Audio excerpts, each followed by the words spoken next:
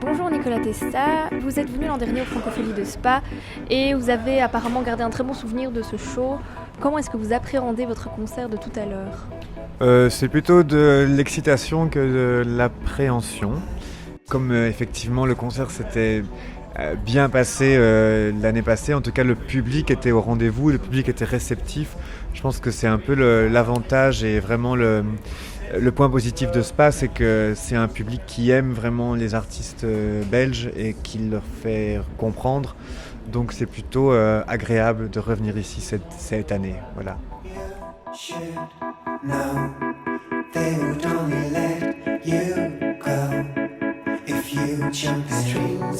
Depuis 2015, vous avez rencontré pas mal de succès avec la sortie de votre album No More Rainbows et plusieurs nominations des Decibel Music Awards. Comment est-ce que vous vivez cela ? Bien, vous savez, moi, je veux dire, j'ai gardé mes habitudes de vie, j'ai pas du tout, je suis pas au niveau d'un Stromae ou de quelqu'un comme ça, donc c'est mon travail, je suis très content que ça fonctionne, je suis très content de travailler plus. Après, ça n'a pas changé, oui, on me reconnaît un petit peu dans la rue de temps en temps, des choses comme ça, mais c'est plutôt cool, quoi, voilà.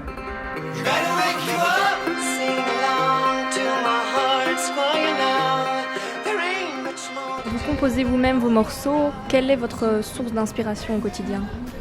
Il y a beaucoup de choses, il y a parfois des livres, des films, parfois des histoires aussi qui peuvent m'arriver, des histoires qui peuvent arriver à mes proches, à mes amis. Après, j'essaie toujours de pas être trop direct, de pouvoir essayer de raconter des histoires qui peuvent être interprétées de manière différente et universellement, on va dire. Voilà. Concernant justement ces histoires, qu'est-ce que vous voulez faire passer par votre musique ? Est-ce que vous préférez baser vos textes sur une valeur ou plutôt sur une histoire vécue ? En fait, je me pose pas trop la question.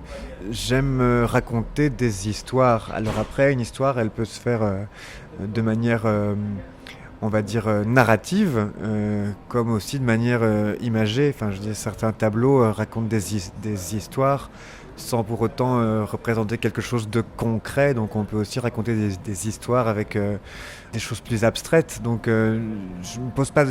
j'essaye de pas trop me mettre de limites par rapport à ça et trop de cadres. Je préfère laisser libre cours à mon imagination et mon instinct. Concernant vos textes justement, pourquoi en tant qu'artiste francophone vous avez choisi l'anglais ? Pourquoi pas. Non, je dis souvent que c'est un peu comme pourquoi est-ce qu'un peintre décide de peindre à l'aquarelle plutôt qu'à la gouache ou à l'huile ou à faire de la sculpture, du bronze plutôt que de la pierre. Bon, il y a effectivement des questions de moyens, etc. Mais c'est juste pour moi une forme... je dis écrire, jouer c'est un jeu. Donc pour moi c'est juste un outil de jeu. Et l'anglais est une langue que j'aime bien, avec laquelle j'ai beaucoup d'affinités et qui me permet peut-être aussi de pouvoir dire certaines choses sans y être confronté dans ma langue maternelle, quoi, ce qui peut me permettre d'avoir un peu plus de recul par rapport à ce que je dis.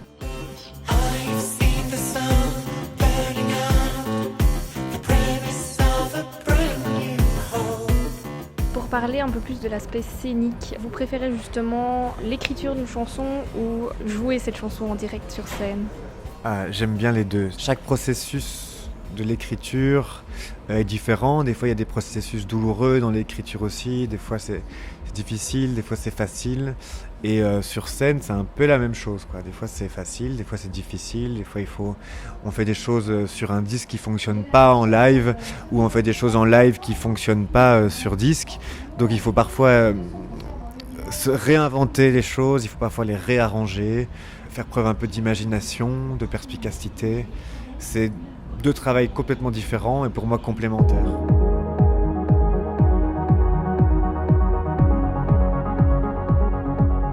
Vous avez fait du théâtre et de la danse. Est-ce que ça vous aide en tant qu'artiste ?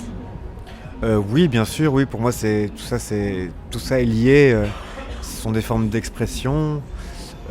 Après, ce qui est différent, c'est qu'au théâtre, on a plutôt tendance à interpréter les mots des autres, à être au service, on va dire, d'un metteur en scène. Pareil dans la danse, on travaille avec son corps, mais souvent on travaille avec un chorégraphe. Enfin, voilà, il il y a des contraintes.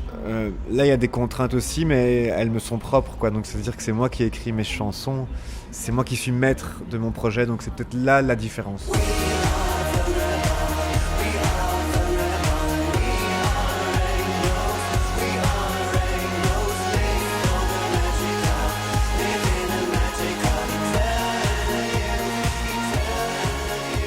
Pour terminer, c'est déjà un grand succès pour ce premier album, avec des retours globalement très positifs. Qu'est-ce qu'on peut vous souhaiter pour la suite ? Bah, le meilleur. Vous pouvez me souhaiter le meilleur. Oui, le meilleur, que ce soit en musique ou dans le reste. J'espère juste pouvoir continuer à faire ce que j'aime comme je le fais, c'est-à-dire le plus librement possible et à être heureux de le faire. Voilà.